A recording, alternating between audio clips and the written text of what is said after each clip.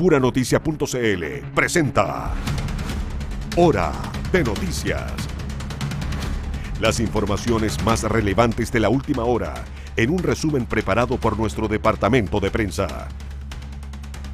Tú nos ves, nos escuchas y nos lees. Puranoticia.cl. Esto es Hora de Noticias en Puranoticia.cl. Las noticias como a ti te gustan.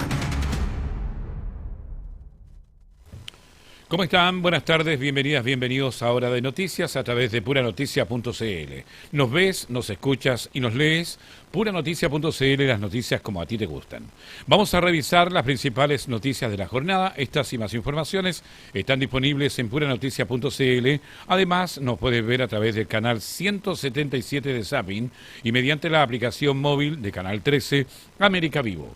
También saludamos a quienes nos escuchan en las radios, en Aligua, Cabildo, Papudo, Zaballar, a través del 90.9 en frecuencia modulada, en Valparaíso y Viña del Mar en el 102.5, también ahí está San Antonio, en Los Andes y San Felipe en la señal 96.1 en frecuencia modulada.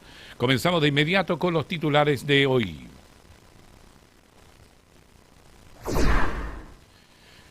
Vecinos y locatarios alertan por sensación de inseguridad en sector del terminal de buses de Valparaíso tras intento de secuestro.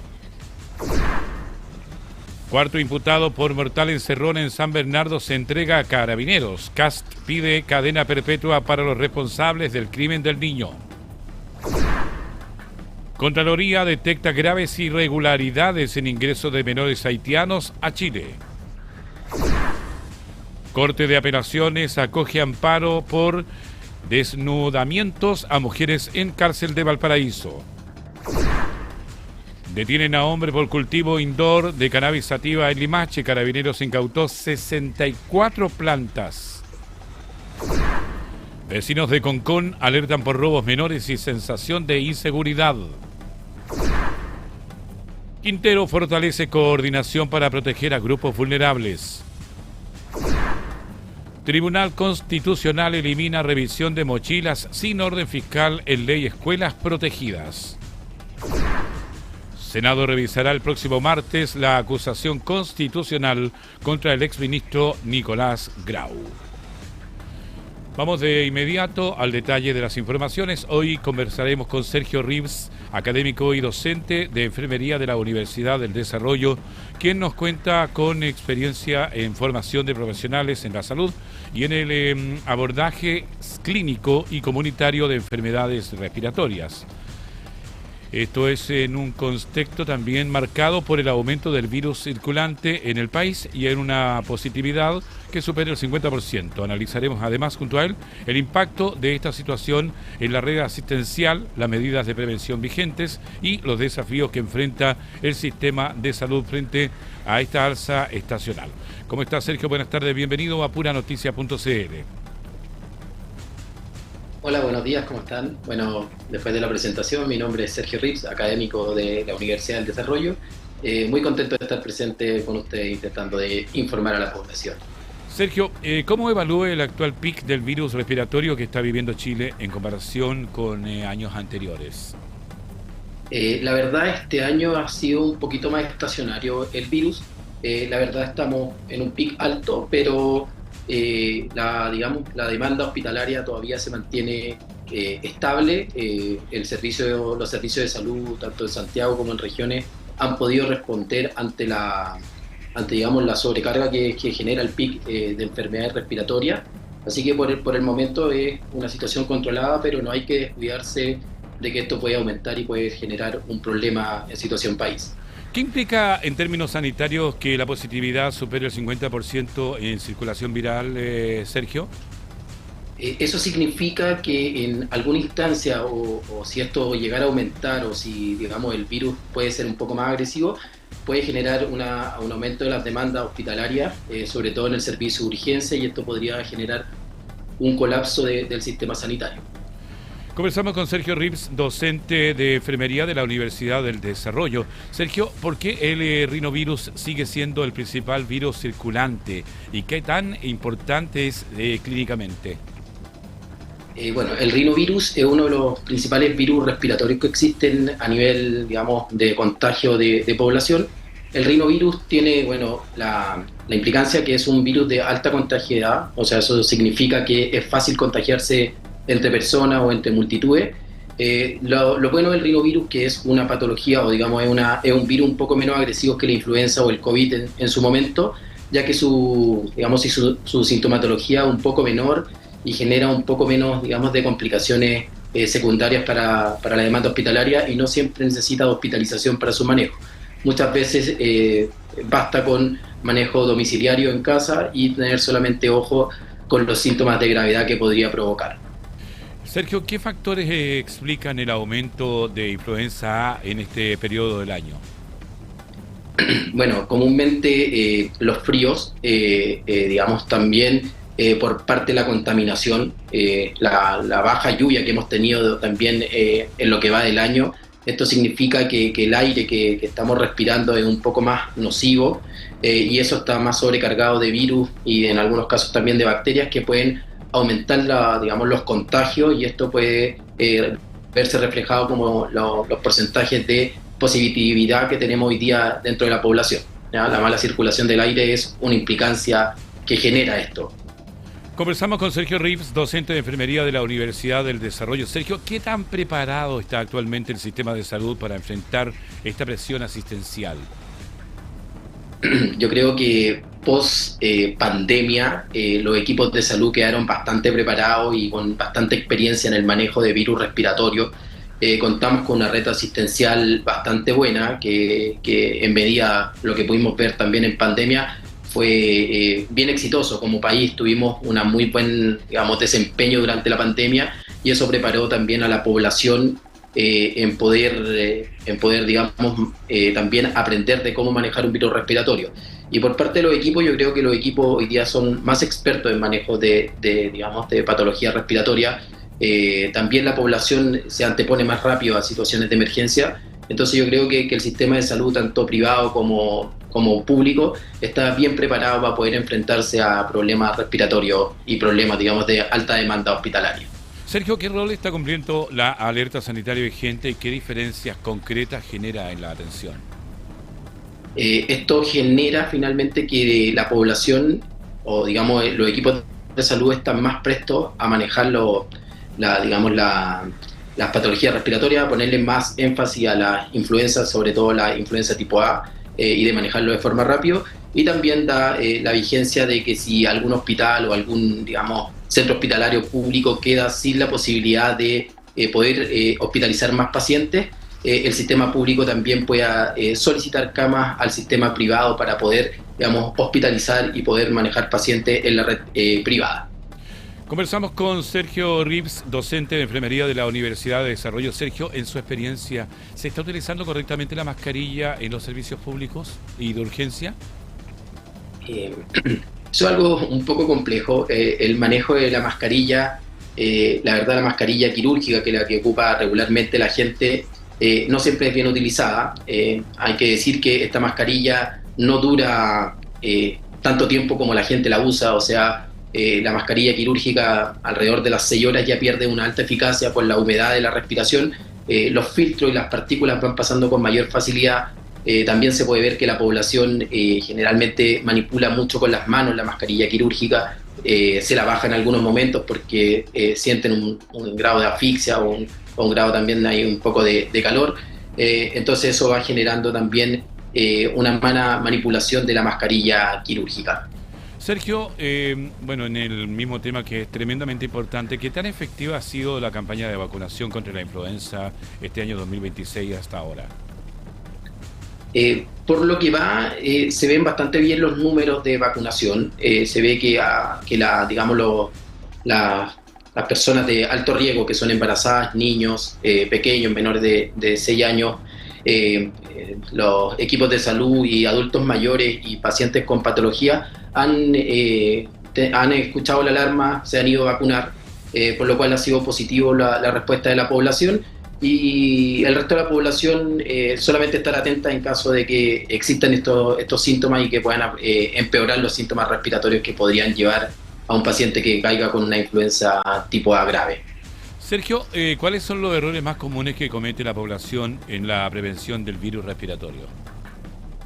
Bueno, lo principal ahí es siempre un lavado de manos. Muchas veces las personas cuando andan en transporte público o están en lugares muy concurridos, no se higienizan las manos, no se lavan las manos. Es siempre bueno andar con un alcohol gel, o lavarse las manos en algún centro que tenga baño. Eso es generalmente lo que más común no hacemos la mayoría de la población.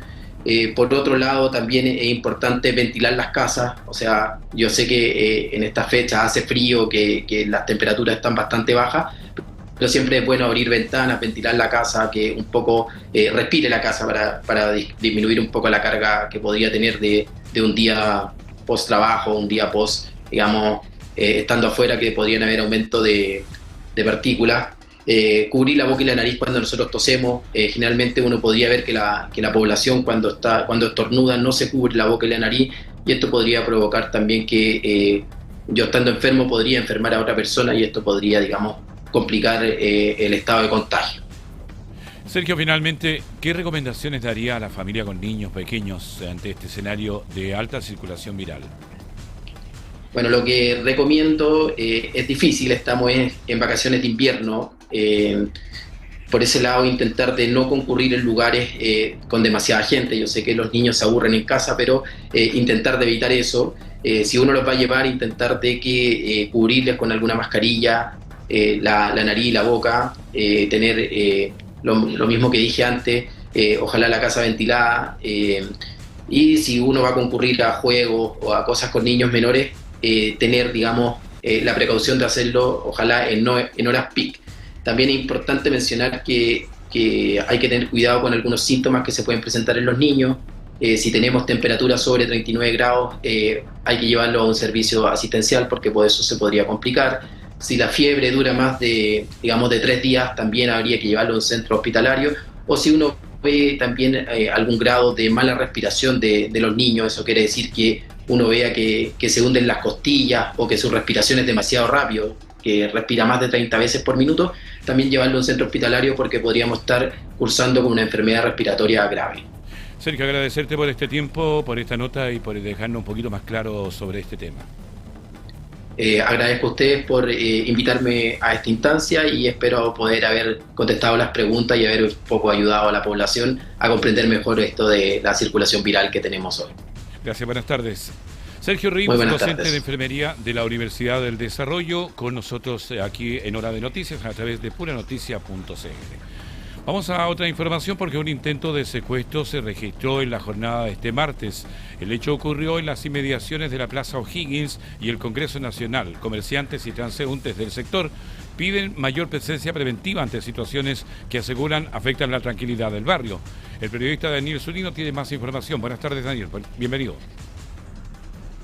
¿Cómo estás, Ricardo? Tal como lo mencionaste en un principio, así es, el sector cercano al terminal de buses de Valparaíso, Plaza O'Higgins y el Congreso Nacional enfrentan nuevamente cuestionamientos por la sensación de inseguridad que manifestaron quienes diariamente transitan y trabajan en la zona. Esto luego de que durante la jornada de ayer se registraron un intento de secuestro en las inmediaciones del sector, situación que encendió las alertas entre vecinos, comerciantes y usuarios del transporte público. Quienes frecuentan este punto de la ciudad aseguran que, si bien se trata de un lugar con alta circulación de personas, durante gran parte del día existen momentos en que aumenta la percepción de inseguridad, principalmente por hechos delictuales y situaciones que generan temor entre quienes trabajan o se movilizan por el lugar. Locatarios del sector señalan que han solicitado mayor presencia preventiva y controles, especialmente considerando la cercanía con puntos de alta importancia como el terminal de buses y el edificio del Congreso Nacional. Escuchemos palabras entonces de transeúntes y locatarios.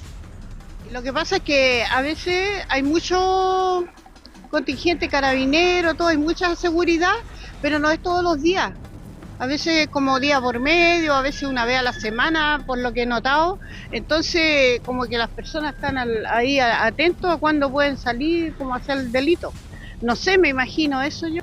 La percepción que hay sobre la seguridad yo creo que es pocas.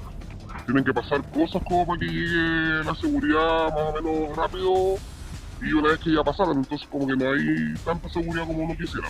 Percepción es que durante el día hay mucho movimiento de carabineros, hay mucha seguridad como tal. En las noches sí hay poco movimiento.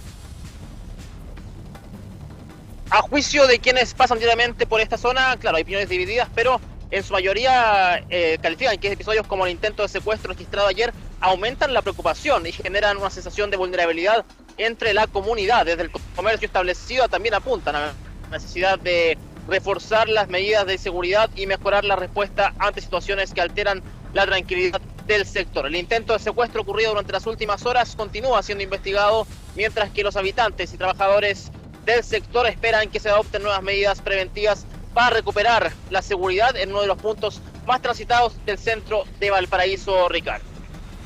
Bien, Daniel, importante información que seguramente la vamos a tener en el tapete público en las próximas horas. Agradecerte por este contacto y quedamos atentos a cualquier información. Que esté muy bien, Ricardo.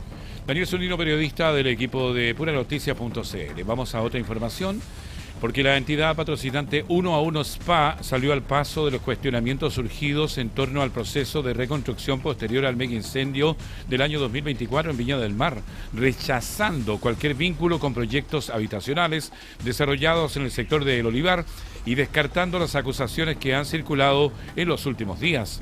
A través de declaraciones de su representante y de un comunicado oficial, la empresa desmintió al ministro Iván Poduje y aseguró que jamás ha participado en iniciativas asociadas a la reconstrucción de dicho sector, afirmando que no ha ejecutado obras, recibido recursos públicos ni adjudicado proyectos relacionados con este proceso.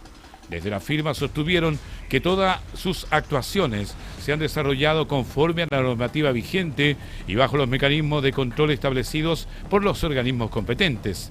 Asimismo, advirtieron que la difusión de antecedentes erróneos podría afectar injustificadamente su reputación institucional y la confianza pública. En paralelo, la Asociación de Funcionarios del Servio de Valparaíso expresó su preocupación por la exposición pública de una funcionaria mencionada en la controversia, señalando que se ha difundido antecedentes sin el contexto necesario para comprender adecuadamente los procesos administrativos involucrados. El gremio sostuvo que la reconstrucción ha requerido la participación de múltiples equipos técnicos y administrativos, por lo que cuestionó que se atribuyan responsabilidades individuales en decisiones que forman parte de una extensa cadena de revisión y validación institucional. Finalmente, los funcionarios manifestaron su respaldo a las investigaciones que puedan realizar los organismos competentes, pero rechazaron la exposición con antecedentes personales y familiares de trabajadores públicos, reiterando su apoyo a la funcionaria involucrada y a su entorno mientras continúan las indagatorias. Vamos a otra información, porque un adolescente de 17 años se presentó voluntariamente ante Carabineros por su presunta participación en la encerrona que terminó con la muerte de un niño de 12 años en San Bernardo. Con ello, ya son 4 los detenidos por este caso. Carabineros confirmó la entrega voluntaria de un cuarto imputado vinculado a la encerrona ocurrida este martes en San Bernardo, hecho que conmocionó al país tras provocar la muerte de un niño de 12 años durante el robo de un vehículo. Se trata de un adolescente de 17 años que llegó acompañado por su padrastro hasta la 14ª comisaría de San Bernardo, donde se puso a disposición de la policía. Posteriormente fue derivado al OS9 de Carabineros, unidad encargada de las diligencias investigativas del caso. Con esta detención ya son 4 las personas aprehendidas por su presunta participación en el crimen. Paralelamente, los equipos policiales continúan la búsqueda de un quinto integrante de la banda, cuya captura podría concretarse en las próximas horas. Los imputados serán presentados este miércoles ante el Juzgado de Garantía de San Bernardo para el respectivo control de detención y eventual formalización. Además, existe una quinta persona detenida por el delito de receptación, cuya situación judicial será revisada de manera independiente. Y las diligencias, por lo tanto, siguen en desarrollo y las diligencias nosotros no vamos a parar hasta encontrar a quienes integran esta banda, que el día de ayer y antecedentes que también dan cuenta de que han cometido una serie de otros delitos, con antecedentes también que obran en sus carpetas delictuales, y por lo tanto no vamos a cesar hasta encontrar hasta el último de ellos. Y quizás el mensaje es bien simple: es preferible que se entreguen, porque todos los equipos especializados van a estar a la siga de ellos. Durante la tarde del martes fueron arrestados los primeros 3 involucrados de 17, 18 y 20 años. Según los antecedentes recopilados por la investigación, el menor de edad detenido inicialmente habría conducido el vehículo sustraído tras el asalto. De acuerdo con la indagatoria, la víctima quedó atrapada en el cinturón de seguridad durante el robo y fue arrastrada por varios kilómetros, sufriendo lesiones que le provocaron la muerte. La policía informó además que el adolescente que se entregó voluntariamente ya había sido identificado por los investigadores y que tanto él como los otros integrantes de la banda mantienen antecedentes asociados a delitos de similar naturaleza. Se posibilita el reconocimiento también respecto de algunas de las víctimas de estos sujetos. Junto con ello, con el trabajo que realiza el laboratorio, también se realiza el levantamiento de algunas evidencias en los vehículos, que además fueron recuperados ambos vehículos, en donde son elementos como las huellas que ha permitido también la corroboración de la identificación, previamente ya con reconocimiento de las víctimas. Los 4 imputados se enfrentarán cargos por robo con homicidio, robo con violencia y robo con intimidación. En tanto, se espera que la Fiscalía Metropolitana Occidente solicite la prisión preventiva para los adultos y la internación provisoria para los menores de edad involucrados. En el mismo tema, los 4 detenidos por la encerrona en San Bernardo, que terminó con la muerte de un niño de 12 años, registran un extenso historial delictual desde la adolescencia, incluyendo robos de vehículos y reincidencia en delitos similares. Los 4 imputados detenidos por la encerrona ocurrida en San Bernardo, que terminó con la muerte de un niño de 12 años, registran antecedentes policiales y participación previa en distintos delitos, situación que fue dada a conocer en el marco de su control de detención y eventual formalización en el tribunal. En el caso del menor identificado como JPAB, de 17 años, sindicado como el conductor del vehículo robado, en el que la víctima quedó atrapada en el cinturón de seguridad, su historial delictual se inicia a los 14 años, con reiteradas detenciones por delitos similares. Su primera detención ocurrió en noviembre del 2023 en Curacaví, cuando participó en un hecho de características similares, lo que marcó el inicio de una seguidilla de delitos asociados al robo de vehículos. Posteriormente, en octubre del 2024, cuando tenía 15 años, cometió un nuevo robo de automóvil y 6 meses más tarde fue detenido nuevamente por un asalto de igual naturaleza en San Bernardo. En abril del 2025 volvió a ser detenido por otra encerrona en la misma comuna, siendo derivado a un programa de monitoreo municipal de San Bernardo, aunque 6 meses después reincidió en un nuevo delito de robo con intimidación. Respecto del segundo menor involucrado, ARCG, de 17 años, se informó que registra una detención previa y 2 ingresos al Plan de Seguridad Integrada, programa de intervención de 24 horas orientado a la restitución de derechos y prevención de conductas de riesgo en niños, niñas y adolescentes. El adolescente ingresó por primera vez al programa en abril del 2024 tras ser identificado como infractor de ley por robo con intimidación y posteriormente volvió a ingresar en marzo del 2026 por receptación de vehículo motorizado, siendo derivado nuevamente a la Municipalidad de San Bernardo. En cuanto a los otros 2 detenidos de 18 y 20 años, sus antecedentes serán expuestos durante la audiencia de control de detención en el Juzgado de Garantía de San Bernardo, mientras que las autoridades informaron que un 5º integrante de la banda permanece prófugo, aunque su captura sería inminente. El presidente de la República, José Antonio Kast, destacó el trabajo realizado por Carabineros y el Ministerio Público tras la rápida detención de los presuntos responsables de la encerrona que terminó con la muerte de un niño de 12 años en San Bernardo y pidió las máximas sanciones para los involucrados. El presidente de la República, José Antonio Kast, se refirió al caso del niño de 12 años que falleció tras ser arrastrado durante una encerrona en San Bernardo, valorando las diligencias que permitieron la detención de los presuntos responsables de este crimen. A través de su cuenta de la red social X, el mandatario destacó el trabajo realizado por Carabineros y el Ministerio Público para esclarecer los hechos y dar con el paradero de los integrantes de la banda involucrada en el asalto. Al momento de emitir la publicación se habría informado la detención de 3 de los imputados de 17, 18 y 20 años. Posteriormente, un 4º involucrado, también de 17 años, se entregó voluntariamente a Carabineros durante la madrugada. De acuerdo con los antecedentes de la investigación, el primer adolescente detenido habría conducido el vehículo robado que arrastró a la víctima varios kilómetros luego de que se quedara atrapada con el cinturón de seguridad durante el asalto. Las diligencias continúan para concretar la captura de un quinto integrante de la banda, quien ya estaría identificado por los equipos investigadores y cuya detención se considera inminente. Los 4 imputados se enfrentarán cargos por robo con homicidio, robo con violencia y robo con intimidación. Durante esta jornada deberán comparecer ante el Juzgado de Garantía de San Bernardo para el respectivo control de detención y eventual formalización.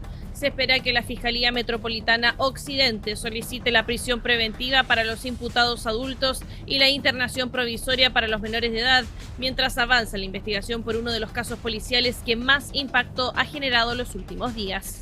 La idea es ejecutar la formalización, controlar la detención. Esto fue por orden de detención, así que no había ningún problema con la legitimidad de la misma. Y obviamente pedir las cautelares más gravosas del sistema. Ahora creo y espero que efectivamente tengamos resultados exitosos. En este mismo tema, el alcalde de San Bernardo, Christopher White, reiteró su preocupación por la crisis de seguridad que afecta a la comuna tras el homicidio de Alejandro, el niño de 12 años que falleció en este contexto de la encerrona, insistiendo en la necesidad de reforzar la capacidad de respuesta del Estado ante el aumento de delitos violentos. En conversación con Radio Pauta, la autoridad comunal sostuvo que la situación delictual ha sido advertida desde hace años y que responde a un fenómeno estructural vinculado al avance del crimen organizado en distintos territorios del país. White señaló que el problema excede a cualquier administración de turno y llamó a replantear la estrategia de seguridad. El alcalde expresó además su preocupación por la falta de anuncios concretos en materia de seguridad, pese a las reuniones sostenidas con autoridades del Ejecutivo, indicando que la comunidad sigue a la espera de medidas operativas. En esa línea, insistió en la incorporación de las Fuerzas Armadas en labores de apoyo policial, argumentando un déficit en la cobertura de carabineros en la comuna. Según explicó, la respuesta policial alcanza solo al 37 de cada 100 llamados de emergencia. Finalmente, White enfatizó su necesidad de abordar sin ambigüedades los delitos cometidos por menores de edad y llamó a fortalecer la presencia del Estado en sectores vulnerables, señalando que en ciertos territorios existe una fábrica de formación delictual que requiere intervención sostenida. Vamos a hacer el primer alto de la jornada en Hora de Noticias y ya estamos de vuelta con más informaciones. Espérenos. Estamos presentando Hora de Noticias. Estamos presentando Hora de Noticias.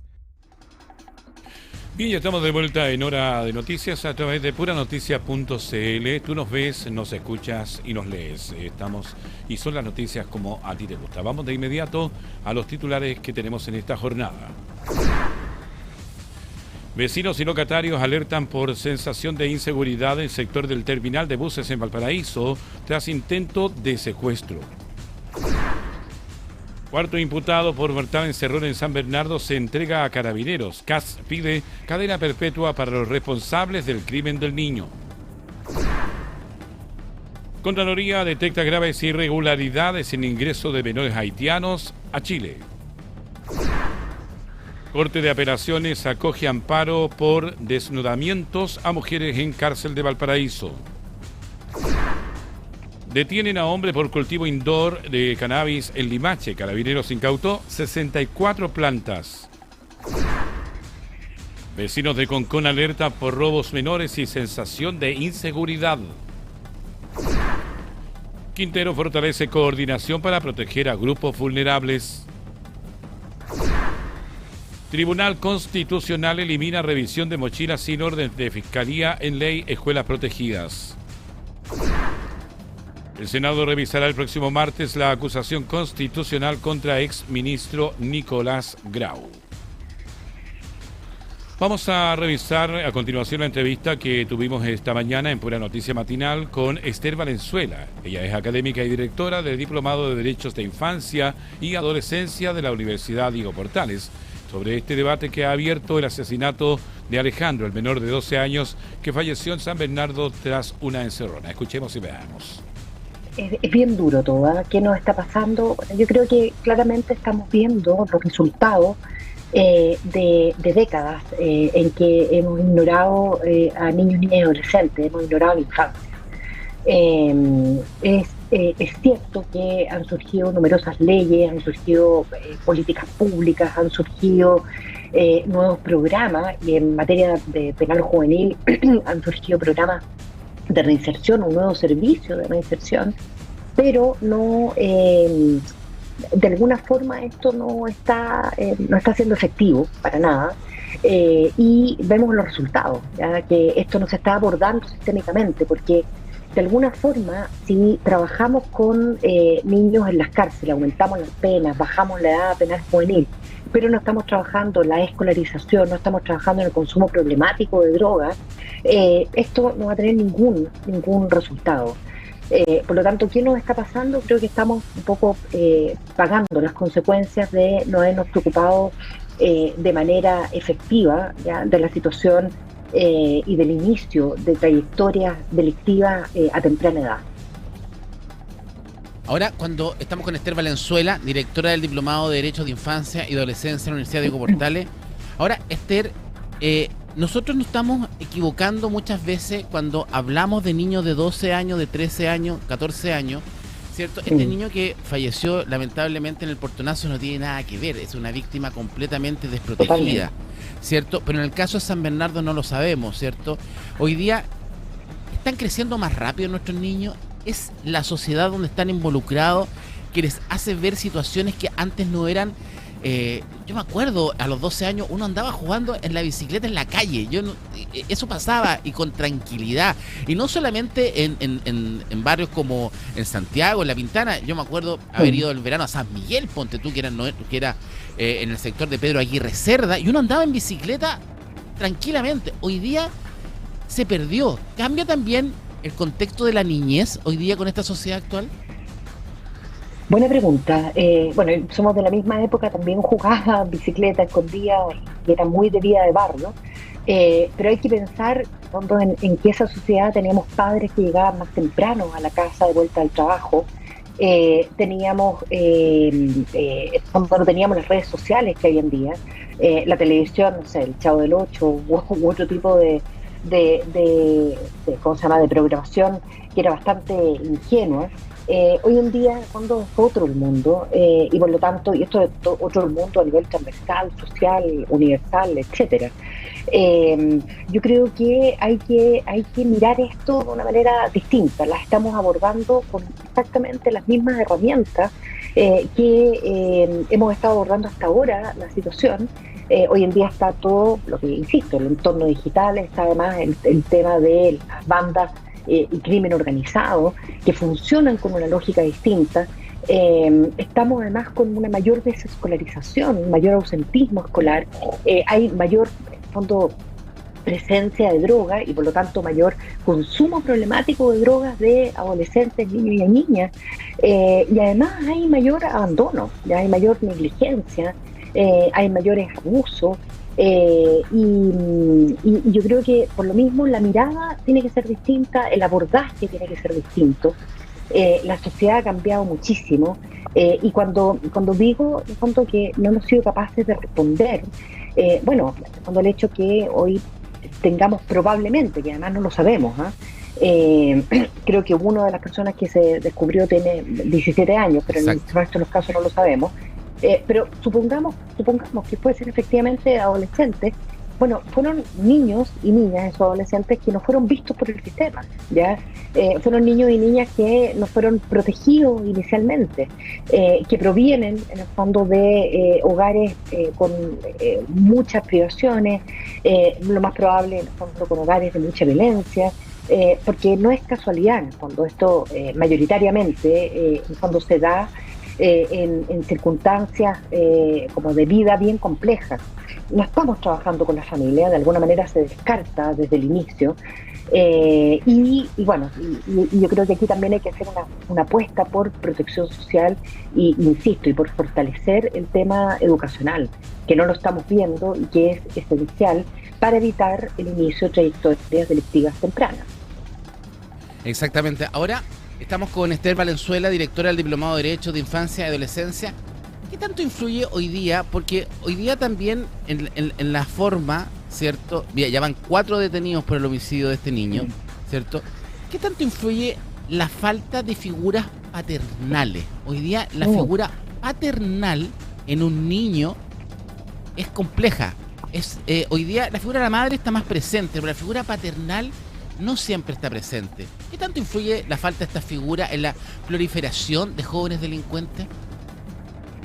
Bueno, eso está bien estudiado y hay harta evidencia. La figura del padre es esencial, ¿ya? Pero también, sin duda, la figura de la madre, pero en el tema de crianza, ya la forma en que se está criando socialmente, han habido cambios, hay menos límites, ¿ya? Hay menos presencia propiamente tal, y hay más, de alguna forma, negligencia presente. Y también estamos hablando de padres, incluso a veces madres, pero más padres con consumos problemáticos de droga y alcohol y con trayectorias delictivas. Pero en términos de crianza, por cierto, es necesaria una corresponsabilidad de padre y madre, una presencia mutua. Todo eso favorece un entorno protector y por lo tanto, si falta alguno de estos, esto va, como señalas tú y muy bien, va a repercutir en la conducta de niños, niñas y adolescentes. Por lo tanto, la presencia y la crianza paterna, por supuesto que es fundamental. Último minuto. Último minuto. Último minuto. Tenemos información del momento porque una vivienda quedó destruida por un incendio en el Cerro Los Placeres en Valparaíso. Al lugar llegó bomberos, quienes trabajaron intensamente en esta emergencia, ubicada en la intersección de las calles Casma con Cancha Rayada en el Cerro Los Placeres. Según los primeros antecedentes recibidos, la casa se encontraba completamente envuelta en llamas y con riesgo de propagación hacia las viviendas vecinas. Sin embargo, la oportuna concurrencia de los equipos de emergencia lograron frenar el avance del fuego. Hasta el momento no se han reportado personas lesionadas producto de este siniestro, mientras bomberos está realizando las gestiones para determinar las causas de este incendio que consumió en su totalidad a una vivienda en el Cerro Los Placeres de Valparaíso. Cualquier otro antecedente seguiremos ampliando durante esta jornada. Último minuto. Último minuto. Último minuto. Continuamos con Hora de Noticias en puranoticia.cl. Una auditoría de la Contraloría General de la República reveló múltiples falencias en el proceso de reunificación familiar de niños, niñas y adolescentes provenientes de Haití, apuntando a incumplimientos normativos, falta de coordinación institucional y debilidades en los controles migratorios. El organismo ordenó sumarios administrativos y remitió antecedentes al Ministerio Público.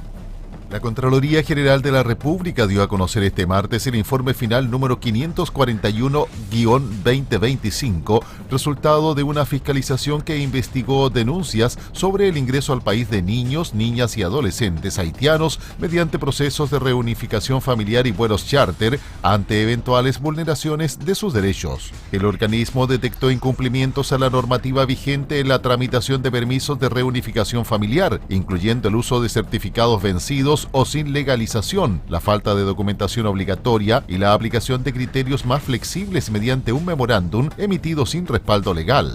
La auditoría también identificó irregularidades en el control de vuelos charter. En uno de los casos, una aerolínea ingresó pasajeros sin presentar el listado exigido por la normativa, situación que no fue sancionada oportunamente por el Servicio Nacional de Migraciones, SERMIC. Asimismo, se constató una insuficiente verificación de los adultos responsables de los menores y diversas inconsistencias en los registros, lo que, según el informe, dificulta garantizar un adecuado control migratorio y el resguardo efectivo de los niños y adolescentes involucrados. Entre los hallazgos, la Contraloría advirtió una falta de coordinación entre el SERMIC, la Policía de Investigaciones, PDI y la Subsecretaría de la Niñez, la ausencia de protocolos comunes, deficiencias en el intercambio de información y respuestas tardías frente a situaciones de riesgo afectaron el seguimiento y protección de los menores. Respecto del CERMIC, el informe detectó debilidades en sus controles internos, como la falta de validación de antecedentes entregados por los solicitantes, la inexistencia de procedimientos para situaciones críticas y la aprobación de permisos sin contar oportunamente con informes policiales esenciales para el proceso. Valoramos que el señor Teller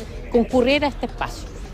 Creo que ha dicho cosas bastante complejas porque él ha incumplido la Constitución en el artículo 7, porque ha faltado a lo que debe hacer cualquier autoridad, que es justamente si hay vacíos, no saltárselos por reglamentos que no tenía, o decisiones, ni siquiera reglamentos que no pasaron por Contraloría. En el caso de la PDI se estableció que no existen manuales generales y completos para el control migratorio, operando únicamente mediante instructivos parciales. Además, se detectaron errores en registros de pasaportes, discrepancias de información con el CERMIC y falencias en la fiscalización de extranjeros en situación irregular.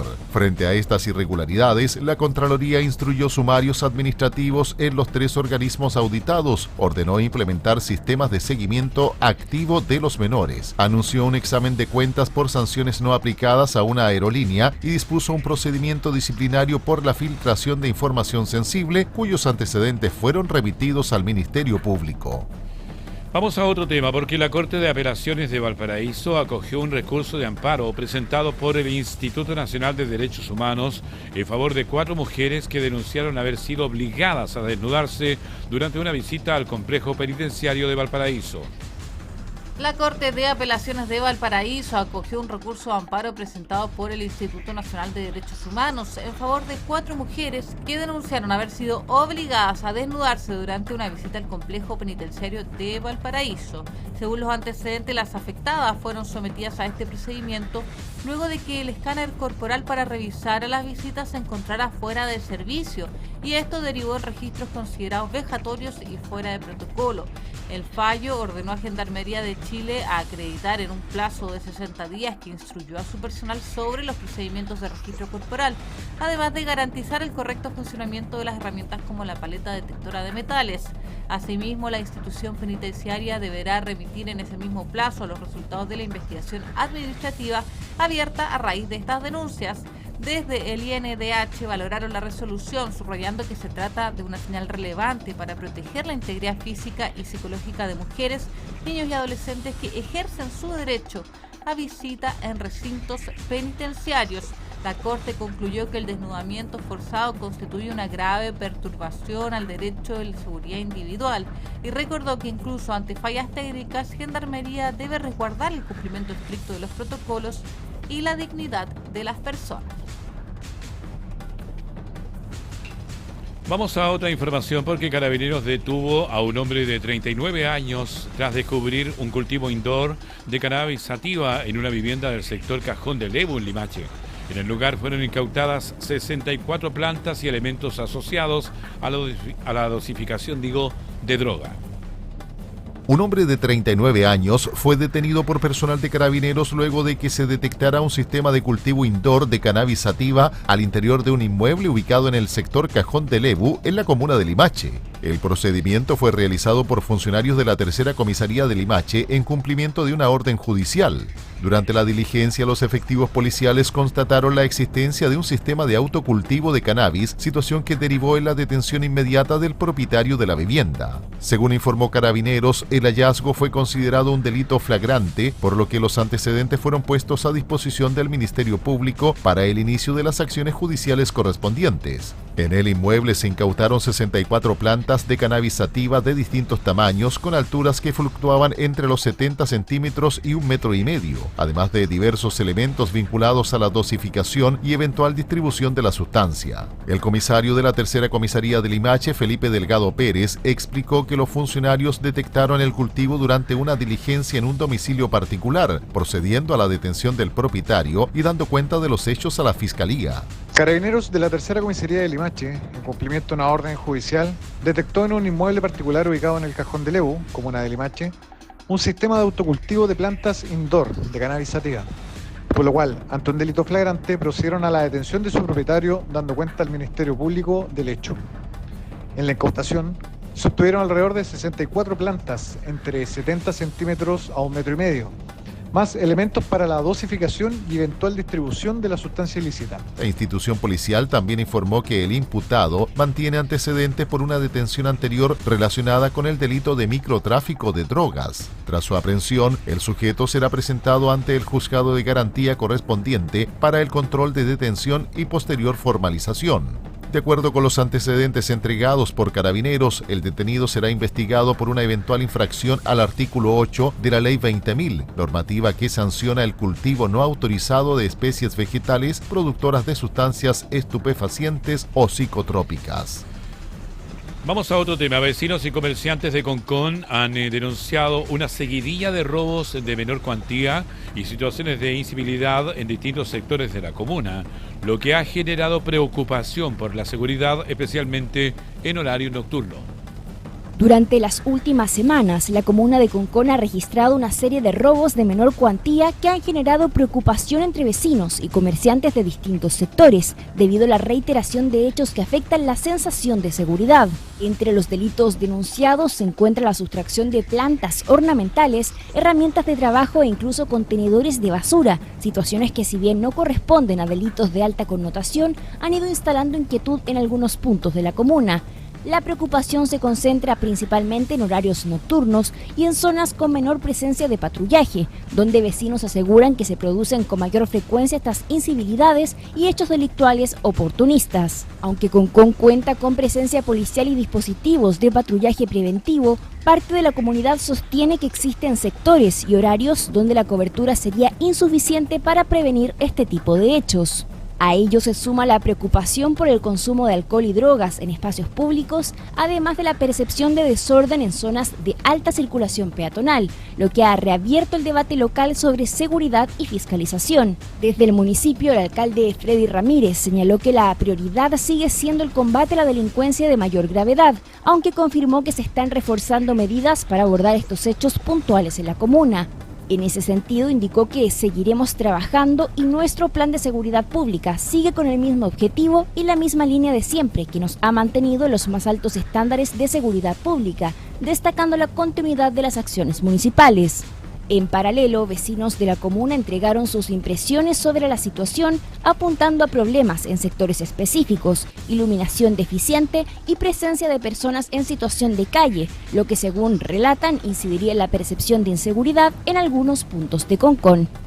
Tenemos más informaciones. Autoridades municipales y carabineros reforzaron su trabajo conjunto en Quintero para mejorar la protección de niños, niñas y adolescentes, además mujeres víctimas de violencia de género, en el marco del programa de seguridad integrada 24 horas.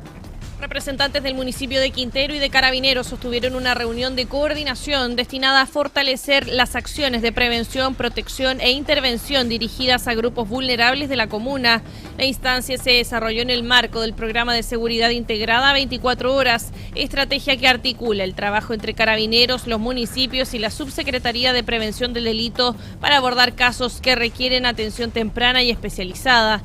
Durante el encuentro se analizaron los desafíos y proyecciones del trabajo colaborativo enfocado en la protección de niños, niñas y adolescentes en situación de vulnerabilidad, así como también de mujeres afectadas por hechos de violencia de género. La jefa del Departamento de Protección de la Familia y Grupos Vulnerables de Carabineros, María Fernanda Muñoz, destacó la importancia de consolidar las alianzas existentes para lograr intervenciones más efectivas y oportunas en el territorio. La oficial explicó que semanalmente se derivan casos de niños, niñas y adolescentes que presentan vulneraciones de derechos o que han estado involucrados en hechos delictuales antecedentes que permiten activar programas municipales de apoyo e intervención. Según informó, entre los años 2025 y 2026 se han registrado 444 derivaciones en el marco de este programa, cifra que refleja la necesidad de mantener una coordinación permanente entre las distintas instituciones involucradas. Por su parte, el administrador municipal de Quintero, César Garrido, señaló que uno de los principales objetivos de esta estrategia es restituir derechos, reducir factores de riesgo y fortalecer el acompañamiento familiar de quienes enfrentan situaciones de vulnerabilidad. La reunión concluyó con la revisión de los protocolos de derivación y el fortalecimiento de la coordinación entre equipos municipales y policiales y la proyección de nuevas acciones destinadas a mejorar la atención y protección de las familias que requieren apoyo especializado. Estamos en Hora de Noticias a través de puranoticia.cl. Hacemos un nuevo alto y ya estamos de vuelta con más informaciones. Estamos presentando Hora de Noticias. Estamos presentando Hora de Noticias. Bien, ya estamos de vuelta en Hora de Noticias a través de puranoticia.cl y revisamos titulares de esta jornada. Vecinos y locatarios alertan por sensación de inseguridad en sector del terminal de buses de Valparaíso tras intento de secuestro. Cuarto imputado por mortal encerrón en San Bernardo se entrega a Carabineros. Cast pide condena perpetua para los responsables del crimen del niño. Contraloría detecta graves irregularidades en ingreso de menores haitianos a Chile. Corte de Apelaciones acoge amparo por desnudamientos a mujeres en cárcel de Valparaíso. Detienen a hombre por cultivo indoor de cannabis en Limache. Carabineros incautó 64 plantas. Vecinos de Concón alertan por robos menores y sensación de inseguridad. Quintero fortalece coordinación para proteger a grupos vulnerables. Tribunal Constitucional elimina revisión de mochilas sin orden fiscal en ley Escuelas Protegidas. Senado revisará el próximo martes la acusación constitucional contra exministro Nicolás Grau. Esta jornada, el delegado presidencial regional y el Ceremi de Seguridad encabezaron el Consejo Regional de Seguridad Pública y Prevención del Delito, instancia en la que definieron las prioridades de trabajo en esa materia para el periodo 2026-2027 en la región de Valparaíso. El periodista Daniel Zunino tiene más detalles de esta información. Retomamos contacto, Ricardo, con la participación de representantes de distintas instituciones públicas. Se desarrolló una nueva sesión del Consejo Regional de Seguridad Pública y Prevención del Delito, instancia donde se definieron las principales prioridades que marcarán el trabajo en materia de seguridad durante los próximos meses en la región de Valparaíso. La jornada reunió a autoridades regionales, representantes del Ministerio Público, policías, ceremis y organismos relacionados con la prevención del delito, quienes realizaron un análisis de las principales problemáticas que afectan a las distintas comunas del territorio. Según explicaron los participantes, durante la sesión también se generó una discusión respecto a cuáles debían ser las prioridades para cada integrante del Consejo, con el objetivo de coordinar esfuerzos y orientar las acciones hacia los delitos y situaciones que generan mayor preocupación en la ciudadanía. El coronel Jaime Camps, jefe de zona subrogante de Carabineros, destacó la importancia de esta instancia de coordinación entre las distintas instituciones. Escuchemos lo que nos dijo. Como Carabineros, obviamente nos incorporamos junto obviamente con los otros intervinientes, con las otras instituciones, respecto en nuestro caso a la seguridad y a los planes que deben gestionarse en cada uno de estos, digamos, de estas prioridades, ¿ya? Y obviamente esto tiene que ir acompañado, y esto obviamente en beneficio de la comunidad, con tecnología, ¿cierto?, con otras herramientas que nos permitan abordar de mejor manera lo que es la prevención del delito y la violencia obviamente que se genera con alguno de estos. Desde el Consejo señalaron que el objetivo es identificar las principales dificultades en materia de seguridad y avanzar en estrategias conjuntas que permitan abordar aquellos delitos que tienen mayor impacto en la comunidad. De esta forma, entonces, las autoridades buscan establecer una hoja de ruta común para el periodo 2026-2027, fortaleciendo el trabajo coordinado entre las instituciones encargadas de la seguridad y prevención del delito en nuestra región de Valparaíso, Ricardo. Bien, Daniel, importante información que entrega a ustedes de Exteriores, y agradecido por este contacto, y quedamos atentos a cualquier otra información. Que esté muy bien, Ricardo. El periodista Daniel Zunino del equipo de puranoticia.cl con nosotros. Vamos a otra información, porque un hombre de 30 años fue asesinado a balazos en la noche de este martes en la comuna de La Florida, región metropolitana, luego de ser perseguido por un grupo de desconocidos que llegó al lugar a bordo de 3 vehículos. El crimen ocurrió en la intersección de las calles Telstar con Apolo 11 en la comuna de La Florida, en la región metropolitana, donde se encontraba la víctima, quien residía en el mismo sector. Según los primeros antecedentes, los sujetos descendieron de los automóviles y comenzaron a dispararle. Ante la agresión, el hombre intentó huir corriendo por distintos pasajes del barrio, pero fue alcanzado por los atacantes, que le dispararon en reiteradas ocasiones hasta provocarle la muerte. La víctima falleció en el lugar producto de múltiples impactos balísticos en la zona torácica. En el sitio del suceso, personal policial levantó abundante evidencia balística que será sometida a peritajes. El fiscal Eco Milibor Bugueño explicó que la víctima estaba en este lugar y desde un vehículo se bajan unos sujetos que salen persiguiendo a la víctima, le disparan en distintas oportunidades y le dan muerte.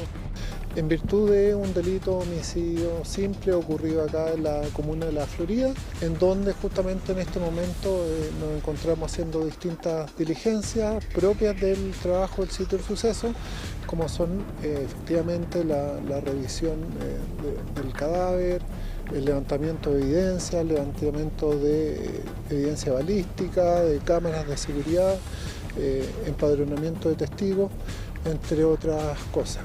Estamos justamente, es parte de la investigación, establecer todas las personas que puedan estar involucradas, no solo el disparador directo. De la Fiscalía Ecometropolitana, las diligencias quedaron a cargo de la Brigada de Homicidios de la PDI, que trabaja para esclarecer la dinámica del crimen e identificar a los responsables, que hasta ahora permanecen prófugos.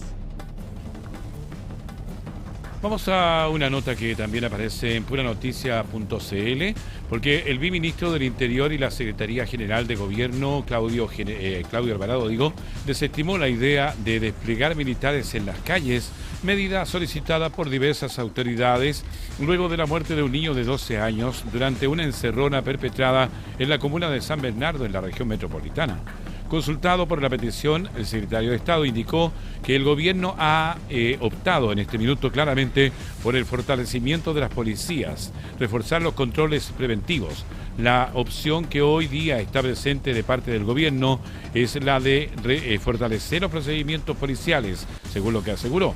Respecto a esto, si se desestima el despliegue militar a propósito de este caso, el ministro declaró que hoy día la situación de los militares está concentrada en el apoyo que nos dan en la macrozona norte, en el control de fronteras y en la macrozona sur, en el control de la violencia. Son situaciones excepcionales y el control del orden público está radicado en las policías y eso es lo que estamos fortaleciendo y trabajando, según lo que dijo.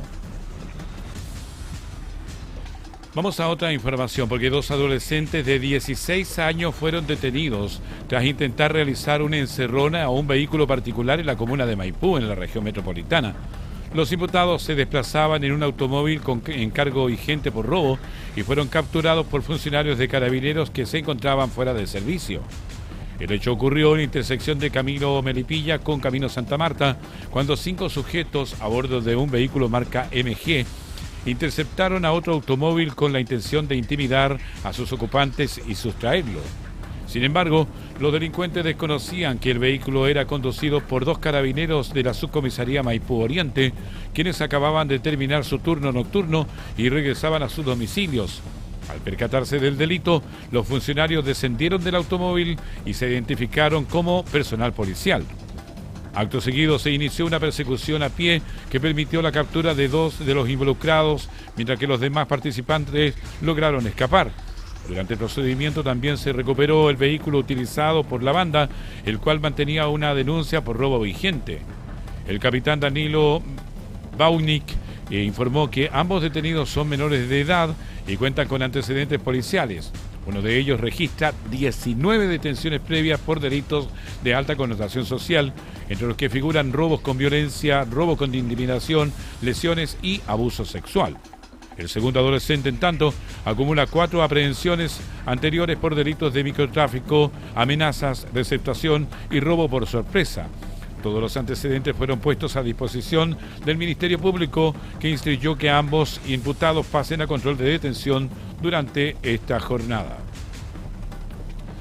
Vamos a otra información, porque el Tribunal Constitucional de Chile declaró inconstitucionales disposiciones contenidas en el 4º artículo de la Ley de Escuelas Protegidas, invalidando parte importante del proyecto aprobado por el Congreso a comienzos del mes de junio. El Tribunal Constitucional de Chile asestó un duro revés a la Ley de Escuelas Protegidas al declarar inconstitucionales disposiciones clave de 4 artículos del proyecto despachado por el Congreso a comienzos de junio. Entre los puntos invalidados destaca la norma que facultaba a Carabineros y a la Policía de Investigaciones para revisar mochilas, vestimentas y efectos personales de estudiantes dentro de establecimientos educacionales sin orden previa de un fiscal. El tribunal también rechazó la obligación de informar a las policías cuando padres o apoderados no concurrieran ante requerimientos del establecimiento, al estimar que dicha disposición vulneraba garantías constitucionales. Asimismo, se declaró inconstitucional parte de las normas sobre convivencia escolar, como la prohibición de accesorios o vestimentas que hicieran alusión a violencia, drogas o conductas delictivas, además de sanciones vinculadas a interrupciones de clases.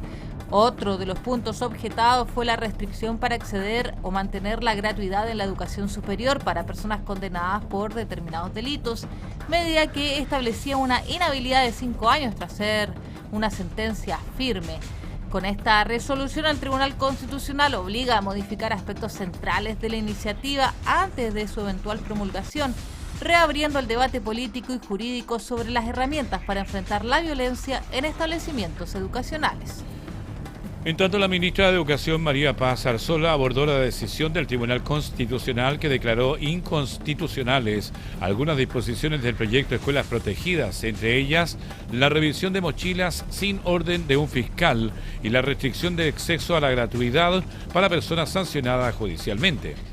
La secretaria de Estado señaló que el gobierno conoció únicamente el comunicado emitido por el tribunal y que se encuentra a la espera de los fundamentos completos de la sentencia.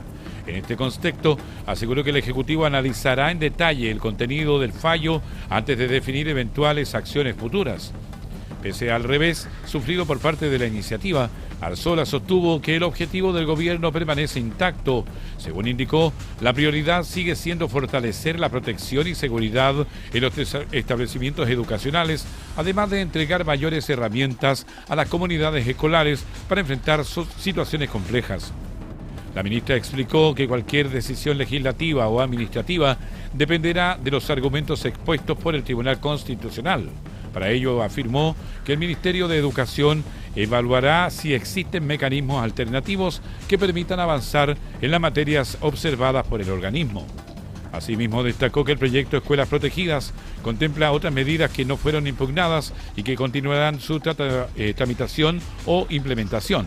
Entre ellas, mencionó el fortalecimiento de las facultades de los docentes y la incorporación de nuevos filtros para las denuncias de convivencia escolar presentadas ante la Superintendencia de Educación.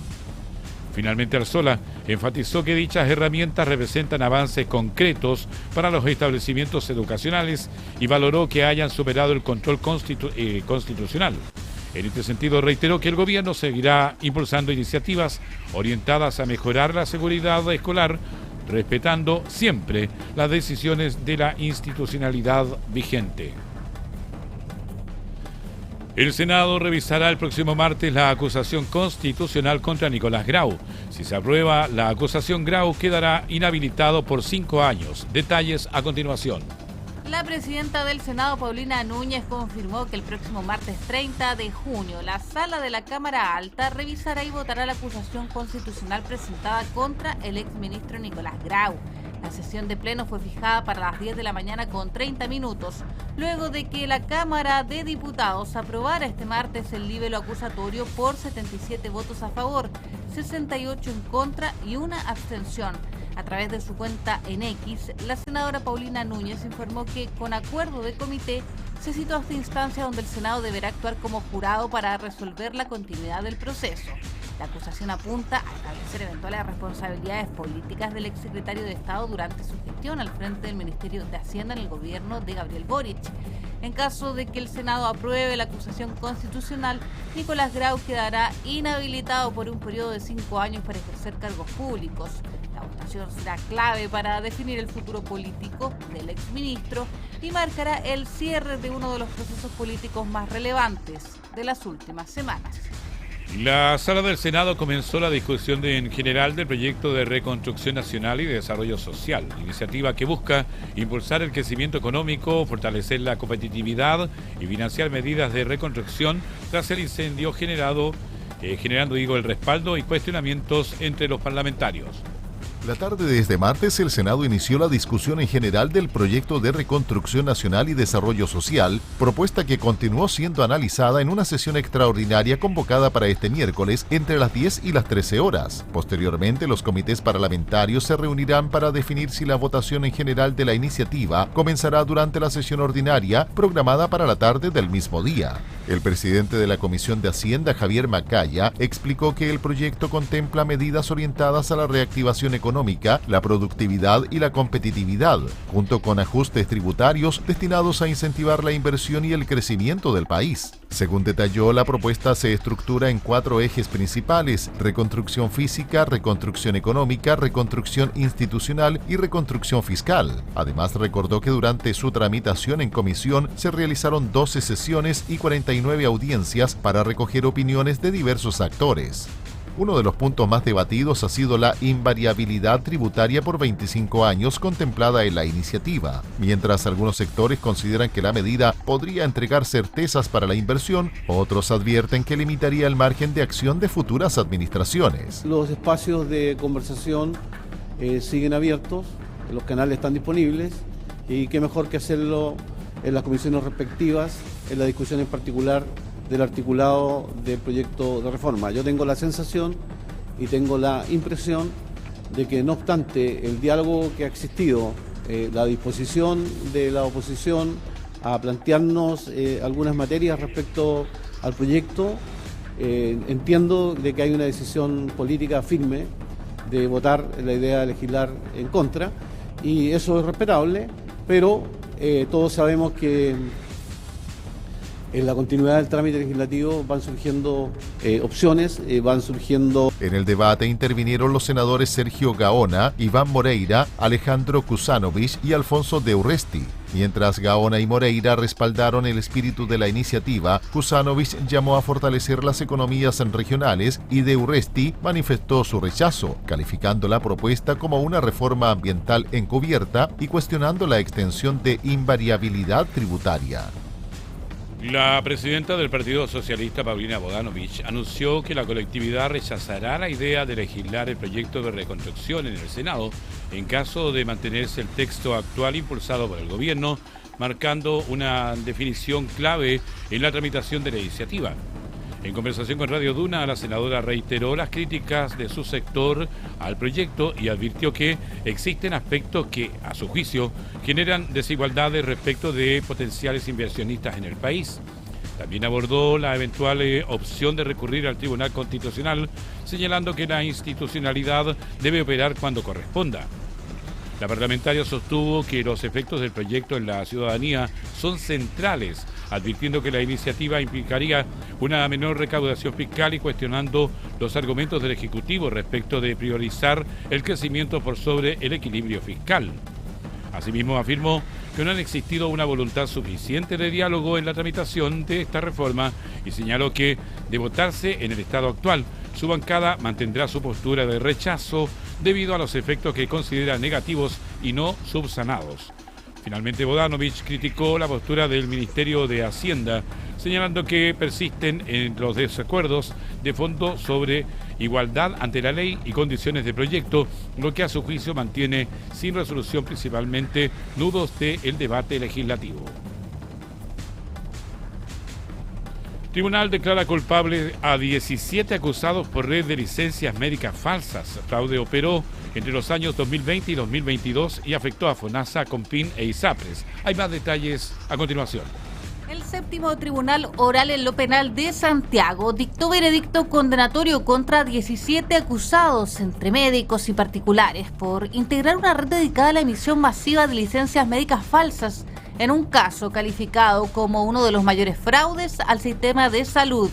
La investigación acreditó que entre 2020 y 2022 los condenados operaron en distintas comunas de la región metropolitana, conformando asociaciones ilícitas dedicadas a otorgar y vender, tramitar licencias médicas ideológicamente falsas, además de cometer fraude de subvenciones y también lavado de activos. Según el fallo, los imputados crearon sociedades médicas de fachada y captaban clientes a través de redes sociales. Ofrecían licencias según los días de reposo solicitados, sin atención médica real ni diagnósticos que justificaran esos permisos. El tribunal estableció que la estructura operó de manera masiva y persistente, permitiendo que miles de trabajadores accedieran a subsidios por incapacidad laboral de forma irregular, causando un perjuicio económico al Estado y al sistema privado de salud. Solo en FONASA el fraude generó pérdida por más de 22 millones de pesos, asociados al pago de cerca de 47.000 licencias médicas falsas. A esto se suman los montos defraudados a diversas ISAPRES. Se construyeron distintos centros médicos como fachadas.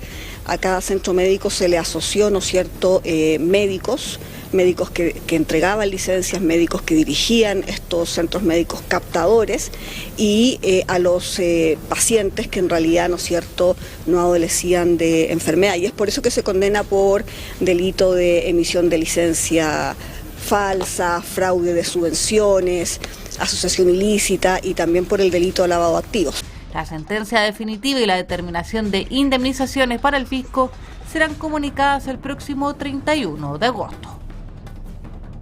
Estamos en Hora de Noticias a través de puranoticia.cl. Un operativo de emergencia encabezado por Carabineros permitió rescatar a 42 turistas que quedaron varados en plena alta cordillera luego de que el bus en que viajaban sufriera una falla mecánica en la cuesta Caracoles en los Andes. El grupo, compuesto por adultos y niños, había viajado desde la comuna de Las Cabras hasta Portillo para disfrutar de una jornada recreativa en la nieve. Sin embargo, el retorno se vio interrumpido cuando la máquina municipal quedó completamente en pane. Esto en la cuesta Caracoles, en la comuna de Los Andes. El desperfecto ocurrió en la curva número 17, una zona de alta complejidad por sus condiciones geográficas y climáticas, a más de 2.500 metros sobre el nivel del mar. Ante el riesgo que implicaba las bajas temperaturas y la exposición prolongada en la montaña, se activó rápidamente un operativo de emergencia que fue liderado por personal especializado en montaña y frontera de Carabineros. Los funcionarios ingresaron al bus, entregaron contención a los pasajeros y coordinaron su evacuación de forma segura hacia el cuartel de Guardia Vieja, donde recibieron abrigo y también refugio. Gracias a la rápida respuesta policial, no se reportaron personas lesionadas ni casos de hipotermia, evitando así una situación de mayor gravedad en la alta cordillera. Vamos a otro tema. Las convocatorias regionales de Corfo para los programas Semilla, Expande y Difusión Tecnológica registraron una alta participación de emprendedores y empresas de la región de Valparaíso, reflejando el interés por acceder a herramientas de innovación, crecimiento y transferencia tecnológica. Un total de 72 postulaciones recibieron las recientes convocatorias impulsadas por Corfo Valparaíso, correspondientes a los instrumentos Programa de Difusión Tecnológica PDT y Semilla Expande, orientados a fortalecer la productividad y el desarrollo de iniciativas innovadoras en la región. De acuerdo con los resultados informados por la entidad, el programa de difusión tecnológica concentró 12 postulaciones enfocadas a promover la incorporación de conocimientos, tecnologías y buenas prácticas en sectores productivos estratégicos del territorio. Esta línea de apoyo busca acercar soluciones tecnológicas a empresas y organizaciones, fortaleciendo mejoras en competitividad, sostenibilidad y adaptación a los desafíos que enfrentan los distintos rubros productivos. Por su parte, el concurso Semilla Expande Región de Valparaíso registró 60 postulaciones de emprendimientos innovadores con potencial de crecimiento. De ellas, 16 corresponden a iniciativas lideradas por mujeres, destacando la creciente participación femenina en el ecosistema regional de innovación. El director regional de Corfo, Samuel Chávez, señaló que la institución cumple un rol articulador entre la academia, las empresas y la innovación, permitiendo transformar el conocimiento en soluciones concretas para el desarrollo económico de la región. Las postulaciones provinieron de todas las provincias de Valparaíso. La mayor concentración se registró en la provincia de Valparaíso con 37 iniciativas, seguida por Marga Marga y Quillota con 7 proyectos cada una. También participaron emprendedores de Rapa Nui, Los Andes, San Felipe, Petorca y San Antonio. En cuanto a las áreas de desarrollo, las propuestas se enfocaron principalmente en nuevas tecnologías digitales e industria 4.0, además de proyectos vinculados a la agricultura sostenible, alimentos procesados, industrias creativas y construcción sustentable, sectores considerados estratégicos para el crecimiento regional. El equipo de robótica R2D2 de la Escuela Industrial Superior de Valparaíso viajará esta semana a Corea del Sur para competir en un importante torneo internacional, convirtiéndose en los primeros representantes chilenos en participar en esta instancia. El delegado presidencial regional de Valparaíso, Manuel Millones, y el Ceremi de Educación, Juan Carlos Klenner, encabezaron la despedida oficial del equipo de robótica R2D2 de la Escuela Industrial Superior de Valparaíso, que este viernes iniciará su viaje a Corea del Sur para representar a Chile en una competencia internacional. La actividad permitió reconocer el esfuerzo y dedicación de los estudiantes, quienes lograron clasificar al certamen tras consagrarse bicampeones nacionales, consolidándose como uno de los equipos escolares más destacados del país en el ámbito de la robótica. Durante la ceremonia, los jóvenes recibieron tablets financiadas a través del Fondo Orasmi de la Delegación Presidencial Regional, con el objetivo de apoyar su preparación y desempeño durante el torneo que se desarrollará entre el 3 y 5 de julio en la ciudad de Jeonjusi. Las autoridades destacaron el compromiso de los estudiantes y el respaldo de sus familias, docentes y comunidad educativa, enfatizando la importancia de fomentar el desarrollo científico y tecnológico desde la educación técnico-profesional. El delegado Millones valoró la perseverancia y disciplina del equipo, señalando que representan un ejemplo para otros jóvenes y que iniciativas de este tipo merecen ser respaldadas por las instituciones públicas. Desde el establecimiento educacional, la profesora y coach del equipo, Carla Opaso, destacó que será la primera vez que Chile participe en esta competencia internacional, manifestando altas expectativas respecto al desempeño de los estudiantes. Los integrantes del equipo expresaron su entusiasmo por representar al país, conocer experiencias de otras delegaciones y traer nuevos conocimientos para compartirlos con futuras generaciones interesadas en la tecnología y la programación. La competencia reunirá a delegaciones de distintos países y permitirá a los jóvenes exhibir sus capacidades técnicas en robótica, proyectando el talento desarrollado en la región de Valparaíso hacia escenarios de alcance mundial. Vamos a otro tema, porque Chile recibió un nuevo impulso financiero para la protección de sus bosques nativos. El Banco Mundial entregó $15 millones al país como parte del segundo pago por resultados tras verificar una importante reducción de emisiones de carbono en zonas forestales entre las regiones del Maule y los lagos. Hay más detalles a continuación. El desembolso corresponde al periodo 2022-2023 y reconoce una disminución de más de 3 millones de toneladas de CO2, equivalente asociadas a acciones de conservación, manejo sustentable y también prevención de la degradación forestal bajo el programa Red de Más. Desde el gobierno, el ministro de Agricultura, Jaime Campos, destacó que este aporte confirma que la protección de los bosques genera beneficios ambientales, sociales y económicos concretos para el país y para las comunidades que dependen de estos ecosistemas. Por su parte, la directora ejecutiva de la Corporación Nacional Forestal, Aida Baldini, afirmó que este segundo pago valida internacionalmente la política chilena de conservación del bosque nativo y fortalece la llegada de nuevas inversiones vinculadas al cambio climático. Según CONAF, los recursos serán distribuidos en 6 regiones del centro-sur del país para financiar restauración de bosques, forestaciones, fortalecimiento del manejo sustentable y silvicultura preventiva como parte de la Estrategia Nacional de Cambio Climático y recursos vegetales. El acuerdo de pago por reducción de emisiones fue firmado en 2019 entre el Estado chileno y el Fondo Cooperativo para el Carbono de los Bosques del Banco Mundial, consolidando a Chile como uno de los países de Latinoamérica con avances verificables en financiamiento climático basado en resultados. Bien, hacemos un nuevo alto y estamos luego con más informaciones en Hora de Noticias a través de puranoticia.cl. Ya volvemos. Estamos presentando Hora de Noticias. Estamos presentando Hora de Noticias. Entramos ya en el último bloque de Hora de Noticias a través de puranoticia.cl. Y a propósito de puranoticia.cl, pasamos a revisar lo que trae nuestro portal a esta hora de la jornada. Comenzamos a desplegar en pantalla ya lo que es el titular principal, que nos indica que vecinos de Concón destacan patrullajes diurnos, pero advierten mayor percepción de inseguridad durante horarios nocturnos. Residentes de la comuna sostienen que los delitos se concentran en horarios sin vigilancia, mientras el municipio asegura continuidad de su plan de seguridad pública. Nuevo golpe a Poduje. Entidad patrocinante 1 a 1 niega vínculos con reconstrucción del Olivar y responde graves acusaciones.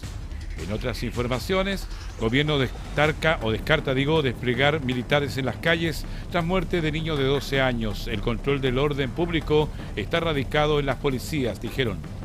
Senadora Bodanovich anuncia que el Partido Socialista rechazará la idea de legislar el proyecto de reconstrucción en el Senado. Contraloría detecta graves fallas de control e irregularidades en el ingreso de menores haitianos a Chile. Corte Suprema ratifica presidio perpetuo calificado para los hermanos Antigüén en el homicidio de 3 carabineros en Cañete. Hombre es asesinado a balazos tras ser perseguido por desconocidos en la Florida. Vamos a las informaciones que han llegado hace pocos minutos a nuestro portal. En el deporte, Matías Palavicino declara su futuro en la Universidad Católica ante presunto interés desde México. No tengo la cabeza en otro lado, dijo. En el plano nacional, gobierno descarta desplegar militares en las calles tras muerte de niño de 12 años. El control del orden público está radicado en las policías. Ya lo decíamos, la senadora Bodanovich anuncia que el Partido Socialista rechazará la idea de legislar el proyecto de reconstrucción en el Senado. Alcalde de San Bernardo insiste en despliegue de las Fuerzas Armadas ante déficit de policías. No tenemos los carabineros suficientes, dijo. En la región de Valparaíso, nuevo golpe a Poduje. Entidad patrocinante 1 a 1 niega vínculos con reconstrucción del Olivar y responde a graves acusaciones. Y en el plano internacional, detienen en pleno centro de La Paz a exministra de Cultura y aliada clave de Evo Morales. Esto es lo que trae nuestro portal a esta hora de la jornada a través de puranoticia.cl. Vámonos a lo que va a ser la revisión del plano internacional, porque vamos a revisar lo que está marcando la pauta fuera de Chile. Francia enfrenta una ola de calor histórica que ya deja decenas de fallecidos. En Medio Oriente, un informe de la ONU acusa a Israel de genocidio por ataques contra niños en Gaza. En Estados Unidos, el Pentágono advierte que la baja inversión en defensa amenaza su liderazgo global. Y en tecnología, Oracle confirma el despido de 21.000 trabajadores para acelerar su apuesta por la inteligencia artificial. Vamos de inmediato con el detalle de estas informaciones en la voz de la periodista Carmen Paz González. Adelante. Hola, ¿cómo están? Claro, vamos a revisar noticias del ámbito internacional. A esta hora lo hacemos a través de puranoticia.cl.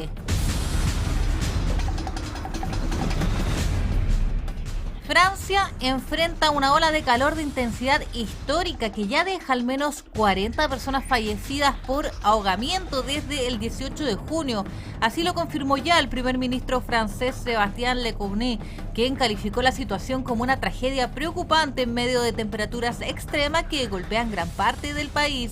La mayoría de las víctimas son jóvenes que intentaban refrescarse en playas, ríos y lagos para escapar del calor. Las autoridades advirtieron que estas muertes son las primeras consecuencias directas de una crisis climática que podría prolongarse durante varias semanas. Francia mantiene 54 departamentos bajo alerta roja y el pasado lunes se vivió la tercera jornada más calurosa de su historia con una temperatura promedia nacional de 29,2 grados. En ciudades como Brive, Burdeos, Poitiers, Nantes se superaron los 41 grados, mientras la última noche fue la más cálida jamás registrada en territorio continental francés. El gobierno ya trabaja en distintos escenarios para proyectar la emergencia hasta julio y ha reforzado la vigilancia sobre adultos mayores y personas que viven solas, recordando la devastadora ola de calor de 2003 que dejó miles de fallecidos en Francia. Y en Medio Oriente, una comisión independiente creada por el Consejo de Derechos Humanos de la Organización de las Naciones Unidas aseguró que Israel está cometiendo genocidio en Gaza mediante ataques deliberados contra niños palestinos. El informe sostiene que las fuerzas israelíes han provocado la muerte de más de 21.000 menores desde el inicio de la ofensiva militar y acusa una estrategia destinada a destruir el futuro del pueblo palestino. Además, el documento denuncia ataques contra hospitales neonatales, escuelas, campamentos de desplazados y centros de asistencia humanitaria, así como restricciones al ingreso de ayuda, lo que ha provocado severos cuadros de desnutrición infantil. La comisión también acusa detenciones, torturas y violencia sexual contra menores palestinos en centros de detención israelíes.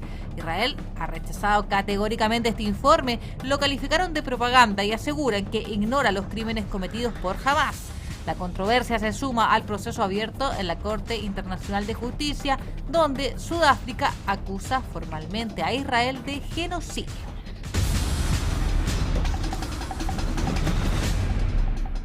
Cambiamos de información aquí en puranoticia.cl porque en Estados Unidos el secretario de Defensa Pete Hegseth advirtió que la menor inversión en defensa constituye la mayor amenaza para la seguridad nacional y para la estabilidad económica del país.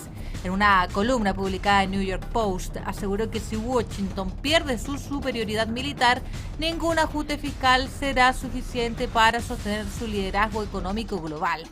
Hegseth defendió la política de la administración de Donald Trump y afirmó que el Pentágono avanza en una revisión histórica de gastos para eliminar redundancias y optimizar recursos. El jefe de defensa aseguró además que esperan aprobar por primera vez una auditoría financiera integral en 2028.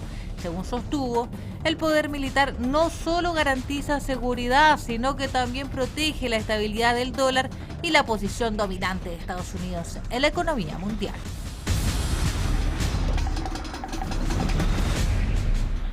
Y continuamos con la revisión de noticias internacionales en puranoticia.cl.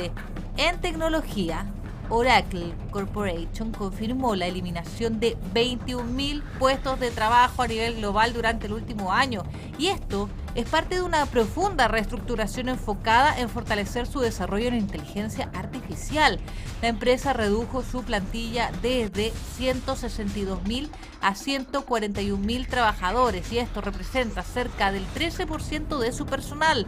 En su informe anual, Oracle reconoció que la implementación de tecnologías de IA ya está impactando directamente en su fuerza laboral y advirtió que podrían producirse nuevas reducciones. La compañía destinó cerca de $1.800 millones en indemnizaciones y gastos de reestructuración, una cifra muy superior a la del año anterior. El gigante tecnológico busca expandir su infraestructura de centros de datos para clientes como OpenAI y Meta Platforms en medio de una carrera global para dominar la inteligencia artificial.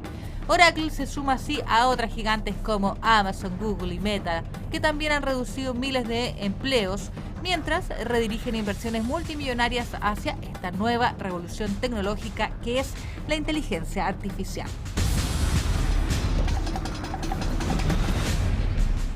Con esta información dejamos hasta aquí la revisión de noticias internacionales en puranoticia.cl. Modo mundial en puranoticia.cl. Momento oportuno para irnos con Joaquín Arias, que a esta hora tiene todo el informe deportivo. Adelante, Joaquín, buenas tardes. Hola, ¿qué tal? ¿Cómo estás? Seguimos este día miércoles muy atentos también a lo que ha sido la jornada día martes del Mundial 2026. También estamos muy atentos a lo que se está desarrollando en nuestro fútbol local con el desarrollo de la Copa Chile y vamos a partir obviamente analizando esta cita planetaria que tuvo partidos importantes en la jornada día martes y partimos con el importante triunfo de Portugal 5-0 sobre el conjunto de Uzbekistán en un partido donde Portugal se sacudió el empate que tuvo en el primer encuentro, que generó algunas dudas tanto en los aficionados como también en la prensa internacional, y termina goleando por 5-0 al cuadro asiático en un partido donde Cristiano Ronaldo anotó un doblete y también pasó a la historia del fútbol mundial al convertirse en el único jugador en convertir en 6 ediciones distintas en los mundiales. Recordemos que Cristiano Ronaldo anotó al minuto 6 y también al minuto 39. Los otros goles de Portugal fueron de Nuno Méndez al minuto 17, un autogol del portero Kusanov y Rafa Leao terminó cerrando esta goleada en el tramo final donde Portugal dominó de principio a fin con un amplio control del balón y numerosas ocasiones. La derrota a Uzbekistán lo deja a un paso de la eliminación y el conjunto de Portugal, que sueña también con la clasificación a 16avos de final. Otro de los encuentros que se desarrolló el día de ayer fue el empate 0-0 entre Inglaterra y Ghana, en un partido muy táctico con escasas ocasiones claras. Estuvieron muy bien tanto los bloques defensivos de ambos equipos y fallando un poco en la última línea el conjunto inglés. Ghana consigue un punto valioso que mantiene abierto todavía el grupo L, mientras que el conjunto inglés está un poco más cerca de lograr la clasificación. También por el grupo L se enfrentaron Croacia y Panamá. Fue victoria del conjunto croata por la cuenta mínima, una victoria clave para mantenerse con vida en la lucha por la clasificación. Los europeos fueron superiores en posesión y en ocasiones durante gran parte del encuentro, aunque Panamá volvió a mostrar ese orden defensivo que lo ha caracterizado, pero siguen sufriendo con la falta de gol que tiene el conjunto panameño, que se le ha notado en este Mundial 2026. Ya el partido que también cerró la jornada fue el partido de Colombia con República Democrática del Congo. Colombia, que aseguró su clasificación a 16avos de final, es el segundo equipo sudamericano ya en asegurar su clasificación anticipadamente, tras el triunfo por la cuenta mínima al Congo. Ya había ganado también la semana pasada.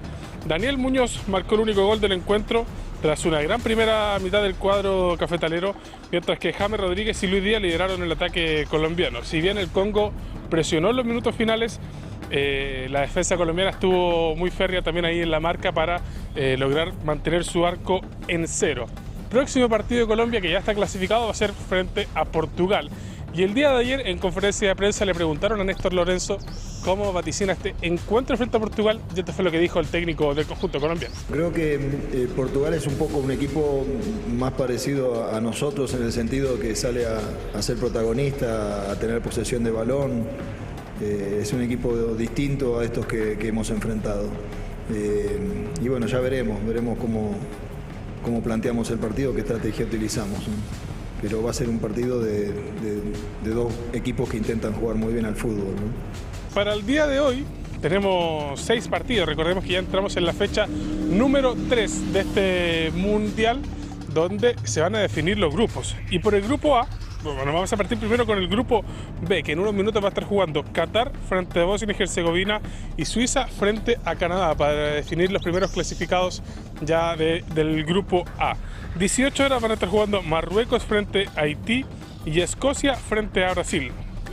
Ambos encuentros a las 18 horas, y a las 21 horas va a estar jugando República Checa frente a México y Sudáfrica frente a Corea del Sur. Recordemos que ya está clasificado México en el grupo A, que van a estar jugando a las 21 horas. Vamos a estar muy atentos para conocer quiénes van a quedar clasificados y también quiénes son las selecciones que van a sacar pasajes de vuelta, tanto en el grupo A, B y C.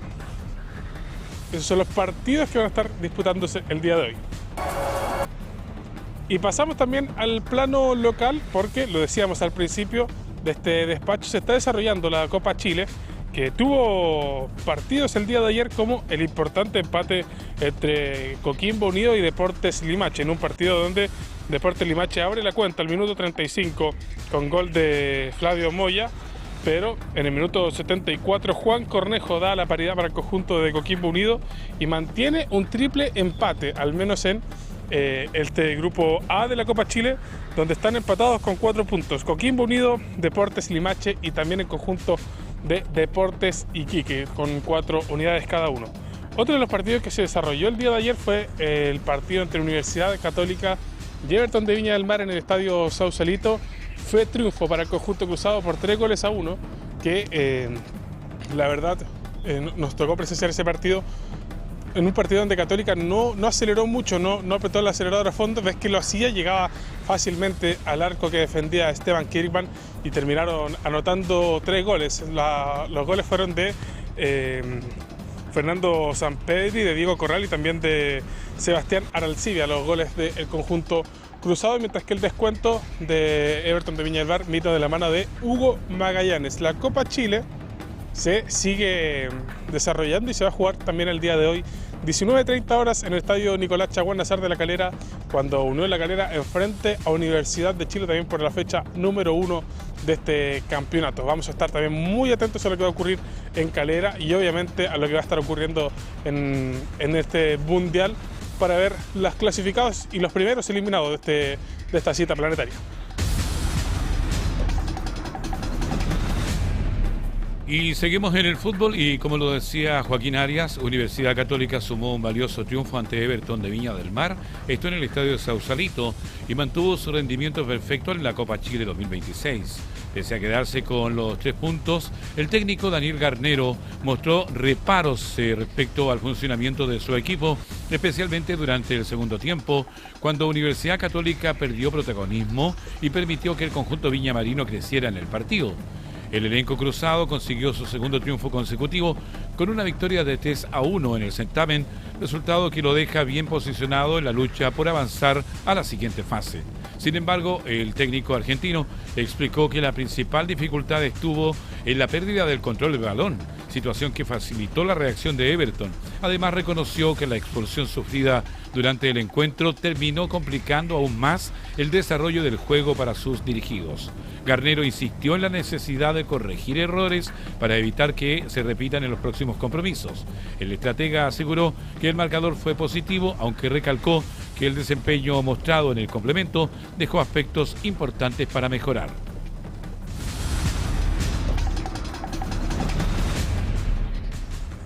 Michael Clark, expresidente de Azul Azul, declaró este miércoles ante la Fiscalía Oriente en el marco de la investigación por el caso Santor. El exdirigente de la Universidad de Chile llegó hasta las dependencias del Ministerio Público para entregar su testimonio y colaborar con las diligencias que se desarrollan en la causa. A su arribo, Clark señaló que esperaba desde hace tiempo esta instancia y aseguró enfrentar el proceso con tranquilidad. Además, manifestó su interés en poder exponer directamente su versión de los hechos ante los investigadores. El ex timonel afirmó que tiene claridad respecto de su actuación y sostuvo que busca aclarar informaciones que, según indicó, no corresponden a la realidad. En ese contexto, enfatizó que conoce tanto lo que ha hecho como aquello en lo que no ha participado. Finalmente, Clark explicó que considera prioritario declarar ante la Fiscalía antes de referirse públicamente al caso, remarcando que su intención es colaborar con la investigación y respetar el trabajo que desarrolla el Ministerio Público. Nos vamos al tenis, porque Tomás Barrios continúa ilusionando al tenis chileno en la clasificación de Wimbledon. El chianejo logró una valiosa victoria sobre el británico Paul Juve y avanzó en la ronda final en la quality del tercer Grand Slam de la temporada. El nacional tuvo que exigirse durante 3 sets para imponerse al jugador local y superar un duro desafío en Londres. Con este resultado quedó a solo un triunfo de ingresar al cuadro principal del tradicional certamen sobre césped. La victoria adquiere mayor relevancia considerando que enfrentó a un tenista británico en su propia superficie favorita y con el respaldo del público local. Barrios mostró solidez en los momentos decisivos para quedarse con el encuentro y seguir avanzando en el torneo. Ahora el chileno disputará este jueves la última ronda de la clasificación, instancia en la que buscará asegurar un lugar en el cuadro principal de Wimbledon. El duelo se jugará al mejor de 6 sets, definirá si logra instalarse en la protagonista como el Grand Slam londinense.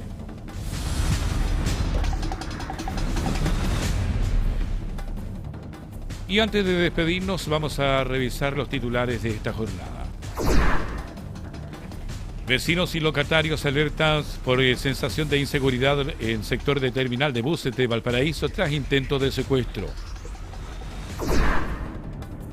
Cuarto imputado por mortal encerrón en San Bernardo se entrega a Carabineros. CAS pide cadena perpetua para los responsables del crimen del niño.